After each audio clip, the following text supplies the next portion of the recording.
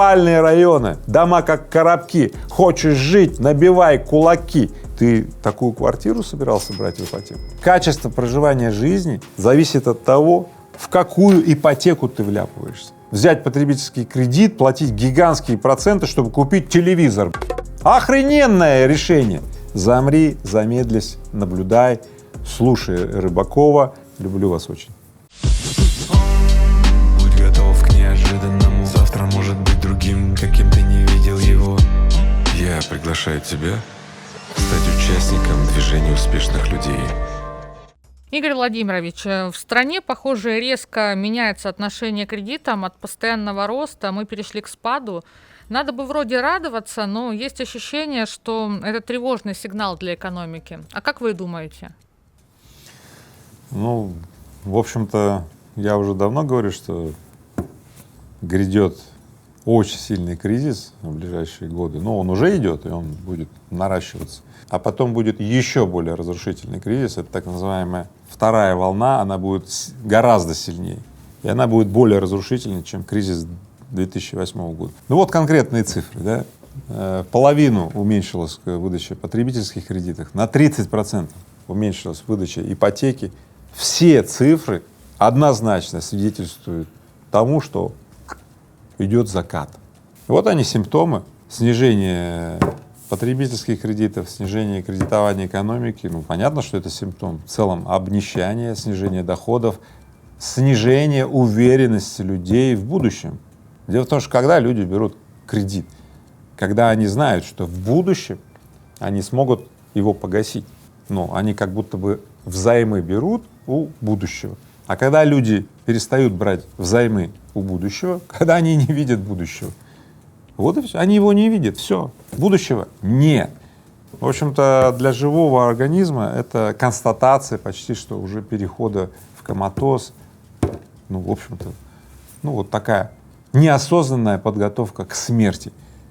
И это все происходит здесь и сейчас. И мне это все не нравится. Я сегодня во время этого выпуска дам четкие рекомендации. Первое, как распознать это состояние, если ты уже почувствовал его.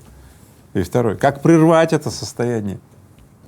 И если ты не прервешь это состояние, ты сгоришь в аду. И этот ад будет не просто ад, умозрительный там какой-то там. Это будет конкретный ад, как будто бы тебя живьем жарили бы на огне, на костре. И вот так вот вертели вот туда-сюда.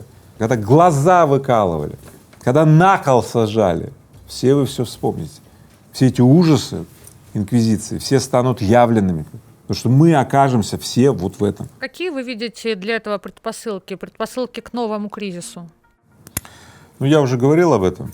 Да. Люди перестают брать ипотечные кредиты, потребительские кредиты, перестают покупать жилье, в конце концов, новое. Почему? Это не потому, что Рыбаков говорит, не берите ипотечные кредиты и так далее. Да нет, конечно. У людей тупо нет денег, раз. Второе, уровень доходов населения не растет. Я сейчас про то население, которое активно кредитовалось ранее. И нет никаких предпосылок, что этот тренд может быть чем-то прерван. Потому что иногда говорят, ну да, сейчас вот так, но вот произойдет событие и вдруг развернется. Не развернется. У самых активно кредитуемых, так сказать, слоев населения уровень доходов продолжает стагнацию или падение. Не просто мы скатываемся в пике, да. Скорость скатывания тоже растет. Поэтому если сейчас не одевать рюкзак с парашютом, не выпрыгивать из этого, ну не выпрыгивать в другую рельсу, в другую, а просто сидеть на этой же рельсе и продолжать радикально спорить, упадем или не упадем, упадем или не упадем. Ребята, мы уже с такой скоростью падаем, что как бы уже нету никакого случая, что не упадем. Надо перейти на другой трек. Обязаны ли мы упасть? Нет. Но если мы останемся на этой железке, которая падает, на этой рельсе, мы не просто упадем. Нас накроет всей этой железкой, мы окажемся под завалами этой железки и разобьемся. Третье. В бизнесе тоже я бы не сказал, что все там в шоколаде. Наполовину увеличилось количество банкротств ИП, новых открытий малых компаний, там, да, ИП не так много, Ну, в этом ужасе, значит, очень многие напуганы открывать новые компании и так далее. Очень много предпринимателей разъехалось по миру, это вы знаете. Поэтому я бы так сказал, здесь тоже есть очень много проблем. Четвертое. Правительство занято сейчас тем, чтобы удержать хоть какую-то стабильность экономической системы, финансовой и так далее. И какие-то стратегические отрасли находятся под пристальным вниманием. Потому правительству сейчас не до нужд граждан и не до каких-то там десятков тысяч вопросов, которые не находятся в приоритете. Поэтому помощи ждать вот простому гражданину, в общем-то, неоткуда. А теперь представьте, эти 4 обстоятельства сошлись в одной точке. Вот как сейчас. Вот именно как сейчас. И конкретный человек, взявший квартиру в ипотеку, ему нечем платить за ипотеку. Банк забирает квартиру, продает ее там на аукционе по какой-то там низкой цене, чтобы возвратить себе какие-то деньги. Человек остается без квартиры, без будущего, на огромном стрессе. И вот таких людей количество растет, увеличивается. В 2 раза увеличилось количество людей, которые не могут уже обслуживать взятый ранее кредит. И это буквально вот за последние 3 месяца. Вот. То есть нарастающие свидетельство того, что скорость перехода в пике увеличивается. Игорь Владимирович, а почему ипотека может убить экономику России? Действительно, ипотека может убить экономику России.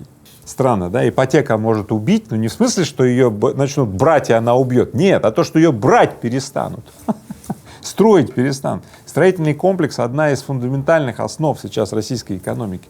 100 миллионов квадратных метров построили в прошлом году жилья. А знаете, сколько из них стоит? 60 миллионов квадратных метров стоит. Жителей нет, кто может туда заехать. Нету людей, кто может заплатить. Скоро раздавать уже квартиры будут. А что тогда делать частным лицам? Взять ипотеку, чтобы поддержать экономику родного города? Да. Да, сейчас вот это типа побежим, возьмем ипотеку, поддержать экономику родного города. Ни в коем случае. Осознанно и ответственно действуем. И для каждого гражданина я сейчас дам четкую последовательную инструкцию. А сперва хочу сказать вот о чем. Нынешние квартиры, которые предлагаются в ипотеку, девелоперы, когда их строят, они думают следующее, что людям нужны муравейники, вот в этих человейниках. Я сейчас конкретно расскажу о качестве этих квартир. Например, у компании MR Group, компании PIK, я сейчас могу всех девелоперов тут перечислить, там, Пионер и так далее. Количество претензий измеряется не 1, 2, 3, 10, 15, что уже странно, а десятки. В компании PIK количество претензий 100. Вы можете себе представить? 100 претензий при приеме квартиры. Бери нашу квартиру, блядь, зато дешево, блядь. Ага. А потом туда не доехать, ни школы там, ни садика, ни комьюнити, ничего, хрен его знаешь. Я вам так скажу, в Америке полно таких районов, там криминал, там живут люди, которым пофиг вообще на свою жизнь, вот все. Вот все человейники, которые сейчас построили вот эти вот современные российские девелоперы, вот эти, знаешь, спальные районы, дома как коробки, хочешь жить, набивай кулаки. Кто-то жрет таблетки, а кто-то колется. Я лично бухаю, но могу ускориться. Я вам сейчас конкретную стихи из песни Шнура, так сказать, процитировал, да, Ленинград. Вы что думаете, он это придумал, что ли? Он много раз был в этих районах. Все эти районы превратятся в криминальные гетто, где семья жить не может, где криминал, где насилие, где постоянно какие-то наркотики и так далее. Ты такую квартиру собирался брать в ипотеку? Качество проживания жизни, да, зависит от того, в какую ипотеку ты вляпываешься. И сегодня я расскажу о том, что все больше и больше людей наконец-таки ставят жирный крест на своем, в общем-то, воображении, что им нужна квартирка в каком-то там человейнике. Все, хватит, только индивидуальное жилищное строительство. Свой домик на своей земле, вот дорога, вот тут дворик с нормальной инфраструктурой, рядом школа в пешей доступности, детский садик, школа. И в таком городе, где существует комьюнити, сообщество жильцов, где жильцы поддерживают друг друга, где семьи поддерживают друг друга и так далее. Именно поэтому мы с подвижниками создаем конфедерацию городов, комьюнити, чтобы обучить рынок, конкретно тебя, конкретного человека, о том, что качество проживания жизни тебе теперь доступно. Итак, теперь выводы. Первое. Если у тебя доходы упали, ты не видишь будущего и так далее, никакую ипотеку не бери, никакую экономику не поддерживай. Замри, замедлись, наблюдай, слушай Рыбакова, готовься к следующему рывку. Второе. Если ты видишь будущее, ты можешь взять взаймы у будущего, взяв потребительский кредит или ипотеку и так далее, то ни в коем случае не бери этот ипотечный кредит на однокомнатную или многокомнатную тюрьму в Человейнике, в многоэтажном. Ни в коем случае бери ипотечный кредит только на индивидуальное жилищное строительство с рейтингом от Конфедерации городов комьюнити. Я уже поняла, что ипотека может убить российскую экономику, а падение спроса на автокредитование и потребительское кредитование может убить нас? Очень интересно звучит вопрос. Если существенная часть российской экономики, а именно строительство, да, ипотечные квартиры — это вот вся эта экономика строительства, жилье, наш вот сектор строительства. Если он будет вставать или стагнировать, это существенно повлияет на экономику России. Поэтому да, экономика действительно пострадает, если ипотечных кредитов станет меньше. Вот. Но в случае с потребительскими кредитами и в случае с автокредитами, слава богу, дело обстоит по-другому. Дело в том, что все потребительские кредиты или автокредиты идут потом на покупку вещей, которые не произведены в России. Вы сами видите, что сейчас на авторынке, когда любая тарантаска стоит там примитивная 2 миллиона рублей, на там приличная машина 4-5 миллионов рублей, и все это импортные машины.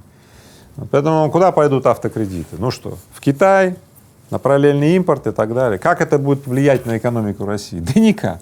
Снижение автокредитов — это путь к оздоровлению экономического состояния россиян. А уж в потребительских кредитах я и вообще ничего не говорю, да? Взять потребительский кредит, платить гигантские проценты, чтобы купить телевизор. Охрененное решение. Вот с точки зрения бизнеса хуже этого решения вот практически, ну, сложно придумать. Разве что взять кредит и положить его в какую-нибудь пирамиду. Да пусть умрут быстрее все те, кто так делает. Тогда, в конце концов, я узнаю, сколько у меня реальных подписчиков, а не вот этих фейк-ботов, которые все равно скоро умрут. Я надеюсь, на моем канале таких уже нет. Люблю вас очень. Меня часто критикуют за мою позицию про кредиты, но я знаю, о чем говорю. В моей жизни были ситуации, и, кстати, не один раз, когда кредиты могли разрушить не просто мой бизнес, а и бизнес, и семью, и вообще все. И ситуация была такая, о чем я даже вот публично на Ютубе, например, говорить бы не хотел. Только в закрытом виде я обязательно соберу такой вот канал закрытый и поделюсь вот этими откровениями, я обязательно это сделаю. Это очень личный опыт, очень. Я не могу им делиться со всеми, только с людьми бизнеса, и я должен быть уверен, что люди, с кем я делюсь, меня поймут наверняка. Те, кто понимают, я вас буду ждать. Мне очень будет ценно, если вы будете со мной, когда я поделюсь вот этими бизнес-откровениями Рыбакова. Да, и у вас, кстати, будет возможность, я сделаю так, что вы сможете задать свои вопросы, мы сделаем такой в формате вопрос-ответ. Пришло время, бизнес-откровения от Рыбакова станут доступны всему миру. А что же делать? Но вот обстоятельства таковы, многие люди не смогут оплачивать ипотечные кредиты, которые взяли ранее. Тем более при этом вынуждены будут продолжить проживать в этих однокомнатных или многокомнатных тюремных камерах, в этих человейниках. Поэтому первое, что необходимо сделать — мораторий на отъем квартир у тех, кто оказался в ситуации неспособности оплачивать ипотечный кредит. Я еще раз заявляю, экономические субъекты, а именно банки, девелоперы, застройщики, которые выдавали ипотечные кредиты и передавали квартиры тем, кто находится на грани способности оплачивать ипотечные кредиты, они должны стать соучастниками вот этой экономической сделки, вот этого моратория. Потому что они скажут: на заявление Рыбакова мы хотим сказать, что государство тогда нам должно субсидировать это. Не должно вам ничего государство. Вы, как рыночные игроки, сами пошли на то, что передали свои однокомнатные, многокомнатные тюремные камеры в Человейниках семьям, которые находятся на грани своей способности выплачивать. Поэтому сейчас все должны объединиться перед вот этой вот обстановкой. Вот такая ответственность у граждан, вот такая ответственность от социально ответственного бизнеса, вот именно к такой ответственности призывает нас, ну, как Всевышний, Бог и так далее, вот мироздание, да? Частным лицам, конкретным гражданам, людям, семьям. Совет от Рыбакова будет звучать сегодня так. Первое. Если у вас снизился уровень доходов, вы перестали видеть будущее, замрите, перестаньте делать спорадические движения, побудьте в погребе Рыбакова, послушайте, помедитируйте, почувствуйте снова уверенность, безопасность, и только вот в этом состоянии переходите к обдумыванию следующего шага. Это раз. Второе. Когда вас будет подмывать желание сохранить прежний уровень жизни, прежние привычки, да, взять очередной потребительский кредит на очередной телевизор или там что-то, ну было же, ну все так хорошо было, давай опять. Вот в этом месте я вам так скажу, ни в коем случае этого не делайте. Пускай ваш уровень жизни снизится, но вы сохраните устойчивость, стабильность, безопасную устойчивость, подчеркиваю. Примите другой уровень жизни, чтобы не оказаться вот в этой ловушке турбуленции, где вас будут разбивать об стенки, вот так вот изнашивать, что вы в какой-то момент разломитесь пополам. Обопритесь на твердое основание. Многие начинают называть это дно, а ниже дна есть следующее дно. Не надо никакого дна, основание. Обопритесь снова на то, что есть в вас, точка опоры внутри вас. И третье, если вы относитесь к тем редким счастливчикам, кто видит будущее, чувствует его, да, ни в коем случае не берите ипотечный кредит или не инвестируйте кэш, свободный кэш, да, в однокомнатные или многокомнатные квартиры, камеры, однокомнатные, многокомнатные камеры. Ни в коем случае, в Человейниках или так далее. Нет. Инвестируйте только в то, что будет приносить вам качество проживания жизни, увеличивать вашу удовлетворенность от жизни. А это именно индивидуальное жилищное строительство, это именно поселки, грамотно и умно спроектированные, с наличествующей социальной средой и, самое главное, с сообществом жильцов, которые проживают, которые поддерживают друг друга. А не так, что сосед через стенку, блядь, ругаемся, значит, с этим соседом. Нет, комьюнити, сообщество жильцов.